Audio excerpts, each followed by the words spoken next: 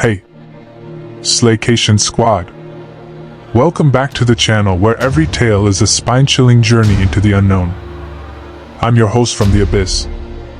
And tonight, we're diving deep into the shadows of horror. But before we embark on this hair-raising adventure, don't forget to subscribe and hit that bell so you never miss a scream. Seriously, you won't want to miss what we have in store for you tonight.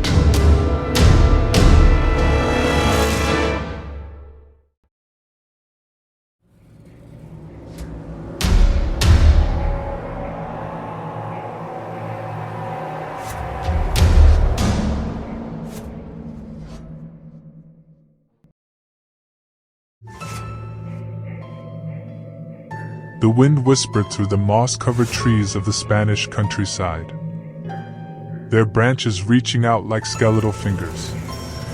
Nestled within this desolate landscape stood an old stone building that housed the forgotten souls of the isolated orphanage. It stood as a lonely sentinel, its crumbling walls a testament to the ravages of time and conflict. Dr. Casares, a weary but dedicated man, cared for the orphanage and its inhabitants. His face, weathered with lines etched by the horrors he had witnessed, held a weariness that could only be found in the eyes of those who had seen too much. Yet, behind those tired eyes lay an unwavering determination to protect the innocent lives under his care. The ghostly whispers of the Spanish Civil War lingered in the air, haunting Dr. Casares' every step. The echoes of bombs still reverberated within his soul, their destruction forever etched into the fabric of his being. It was this grim reminder that drove him to the orphanage, a place where he believed the children would be safe from the chaos and carnage that ravaged the world outside. But lurking amongst the shadows of the orphanage was Jacinto, a man whose malicious intentions belied his innocuous appearance.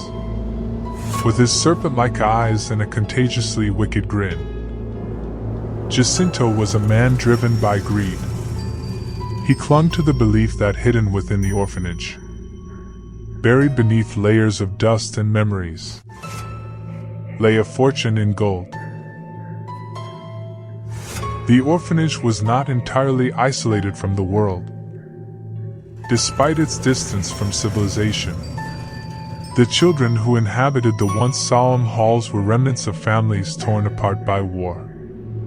They were fragile souls, their laughter often overshadowed by the weight of their tragic pasts. Among them was Carlos, a young boy plagued by nightmares of the bombs that had shattered his world. The shadows that danced upon his walls at night whispered secrets only he could hear, their chilling melodies becoming the soundtrack to his sleepless nights. It was Carlos who had glimpsed the duality in Jacinto's facade, a predator hiding amongst the lambs. His intentions something far more sinister than mere caretaking. As the days turned into weeks, a sense of foreboding settled over the orphanage. Unexplained occurrences became commonplace, each one bearing the mark of an unseen presence. It was the ghost of Santi, a child who had vanished on the day the bomb had fallen, his spirit trapped within the crumbling walls of the orphanage.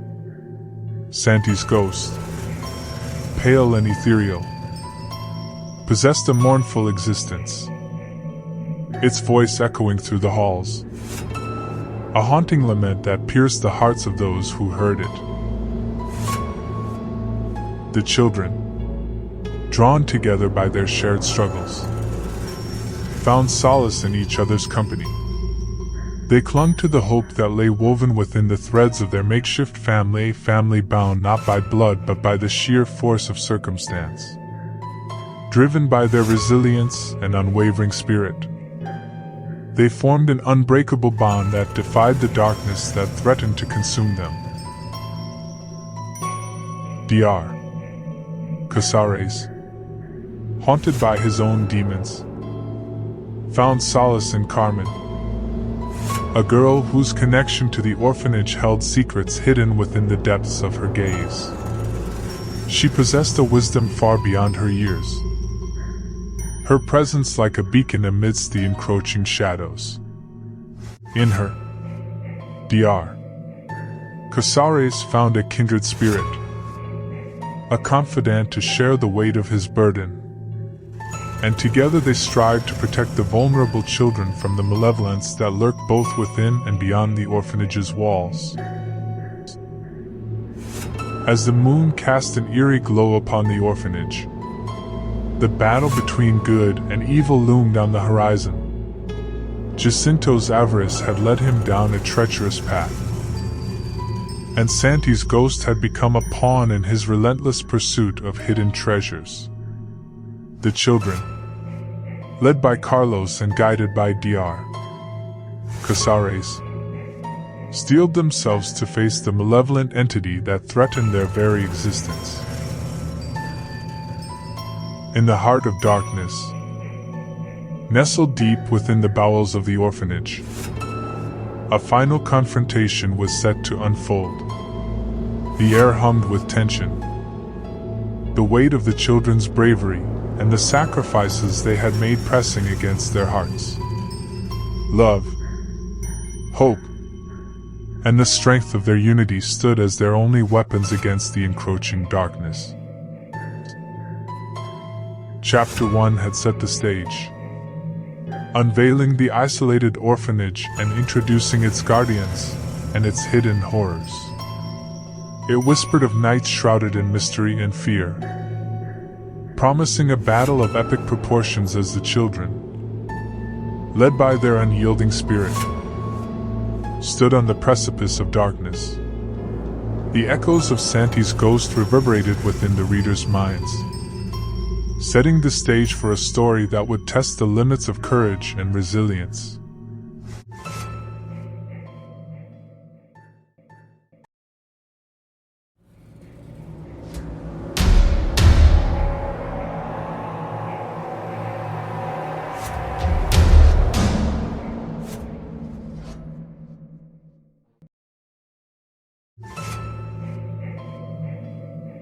As the sun dipped below the horizon, casting a delicate pink glow over the orphanage, the children huddled together in their small dormitory. Whispers filled the air, carrying tales of Santi, the missing child whose absence had left a void in the hearts of all who called this place home. His disappearance had coincided with the day the bomb had plummeted from the sky, shattering their world and leaving behind scars both visible and hidden. Carlos, a boy with fiery determination gleaming in his eyes, took it upon himself to uncover the truth. He believed that Santi's presence lingered, haunting the halls and whispering secrets in the night. His conviction never wavered, and he rallied his fellow orphans to join him in this quest for answers. Dr. Casares, a figure of unwavering strength and compassion, stood at the center of the room as he watched the children with a mix of concern and understanding. He knew their fears all too well, for he too carried the weight of the atrocities witnessed during the Spanish Civil War. But he saw in their eyes a glimmer of hope, a determination that fueled their curiosity and pushed them to confront the unknown. And so, on that fateful night, as the moon bathed the orphanage in a pale luminescence, the children ventured into the dark, creaking corridors.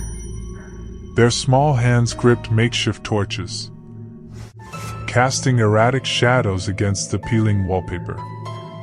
The scent of decay hung heavy in the air, mingling with the echoes of distant laughter. now silence forever. As they reached the cold, cobweb-laden cellar, a shiver ran down Carlos' spine. The air seemed to grow thick with anticipation, as if the very walls held their breath in anticipation of the unveiling of long-lost secrets. Suddenly, a whisper echoed through the darkness, chilling the children to the core. Carlos strained his ears, his heart pounding in sync with the rhythm of drums. "Santi," the voice murmured, a ghostly wisp of sound.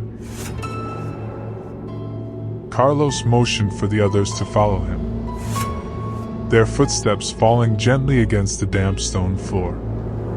They came upon a small wooden door, seemingly untouched by time, its wood cracked and worn. Determined, Carlos turned the rusted handle, revealing a hidden room bathed in a pale blue light. In its center stood a towering bookcase, its shelves lined with dusty tomes, their spines softly glowing. It was a library unlike any other, a sanctuary of forgotten stories and memories. As the children scanned the shelves, their curious fingers trailing over the ancient pages, they discovered a leather-bound journal, its cover adorned with intricate engravings of a forgotten era. Carlos gingerly opened it, the fragile pages crackling under his touch. Words spilled forth, written in faded ink, revealing the tragic tale of Santi's disappearance. The journal spoke of a pact made by a group of children, a pact sealed with both innocence and blood.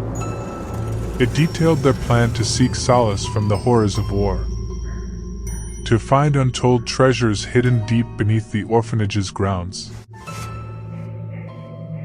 Carlos' eyes widened with realization, for he now understood the darkness that clung to Santi's ghost.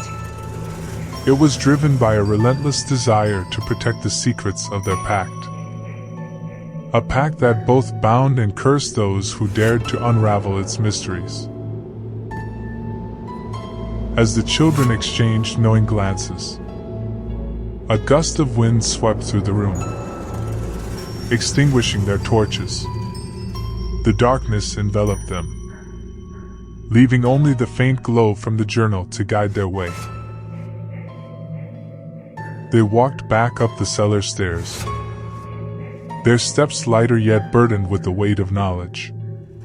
The truth had been revealed, and they knew that their battle against the malevolent force that haunted the halls of the orphanage had only just begun. With hearts filled with equal parts fear and determination, the children returned to their dormitory, their thoughts swirling with questions and possibilities. Carlos knew that they would need to confront Santi's ghost, to face the darkness head-on. And so, under the watchful eye of Dr.